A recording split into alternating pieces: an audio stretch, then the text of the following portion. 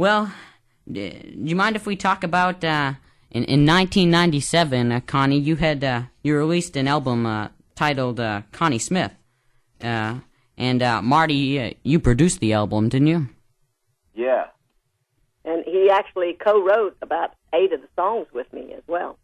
And also, Harlan Howard wrote a couple with you both on there too, didn't he? First song we wrote together, I had an idea for a song I'd started several years before, and then when Marty and I got together, he was talking about, I was asking him if he would like to work with me and produce me, and he said, I told him I couldn't find the good songs anymore. They was give them to the hit makers, and he said, well, you write, don't you? Why don't you write it?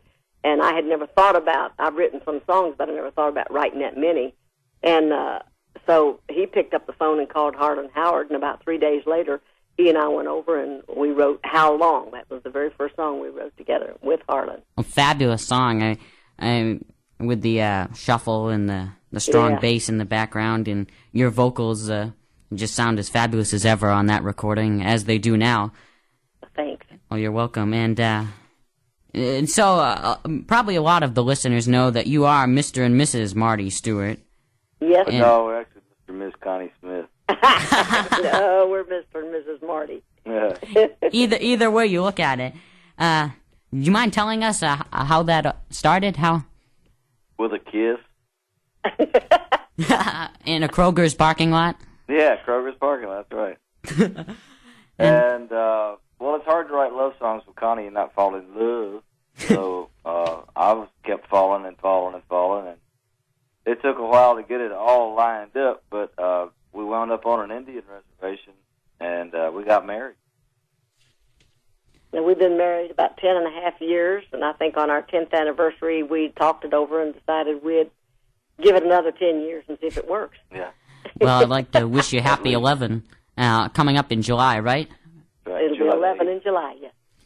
And now, Marty, you have quite a collection of country music artifacts of all sorts, from the original handwritten manuscripts of Your Cheatin' Heart from Hank Williams, and from The Last Boots Worn by Patsy Cline, and Johnny Cash's stage outfits. And how did you start, your interest in preserving the physical artifacts of country music history?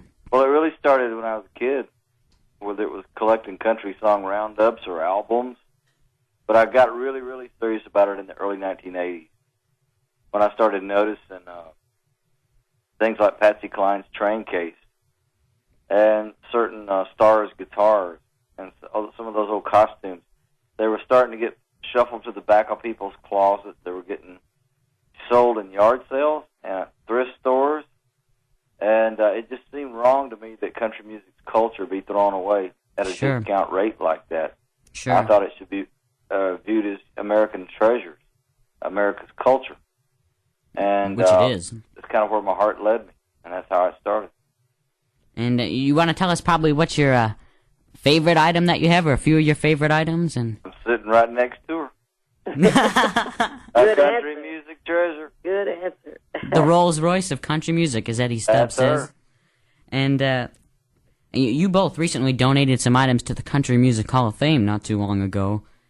That was a very special day. I saw the pictures of the ceremony online. And now, Connie, you donated a guitar of yours, didn't you? Yes, a Dove guitar, a Gibson. When I first came to Nashville, Gibson sponsored me, and they gave me a Dove guitar. My very first Dove guitar I gave to my son Darren when he turned 17. But they gave me another one. I had told Marty the story about this second guitar. I said, they gave me this beautiful red sunburst Dove guitar, and I had a white leather rhinestone strap with rhinestones all over it, made. And I took the guitar down to the Opry, and the first night down at the Ryman, somebody walked out with it. Oh, no. And, when I told him that story, he went hunting around and found me a Dove guitar, had a rhinestone strap with my name put in it, and gave it to me. So that's the story of the guitar that the Hall of Fame has. Marty bought it to replace the one that Gibson gave me that was stolen. And So it was a love gift all the way around, from him to me and from us to the Hall of Fame. great story. Do you ever still pick up the guitar and play? Not very much. I never was very good. I played. She plays Bonanza really good. I played when I first came to Nashville a little bit, but I get into my singing and I forget to play, so I just kind of leave that up to the musicians. She looks really pretty with a guitar around her neck, though. Sure. And you leave the guitar playing up to Rick Wright, huh?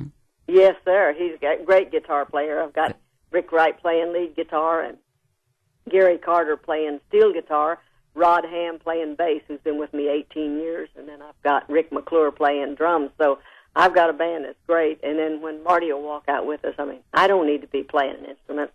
Just like that night at the Opry, about a month ago now, I believe it was the 21st when I was last down there with you guys. That was such a magical night. You and Marty were singing songs, and then Miss Loretta came out and sang "Will You Visit Me on Sunday" with both of you, and then you sang that wonderful Travis Tritt song, and I can't think of the name of it now, but it was just... Anymore was the name. It's a fabulous song.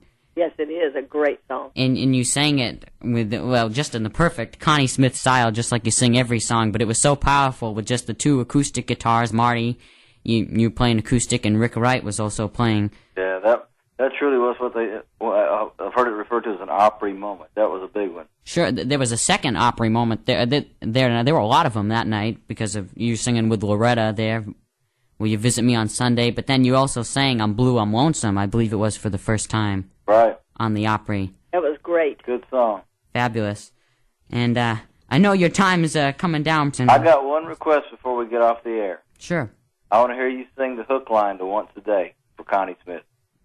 Okay, here, let me try it. I don't have my guitar, but once a day, every day, all day long. Thank you.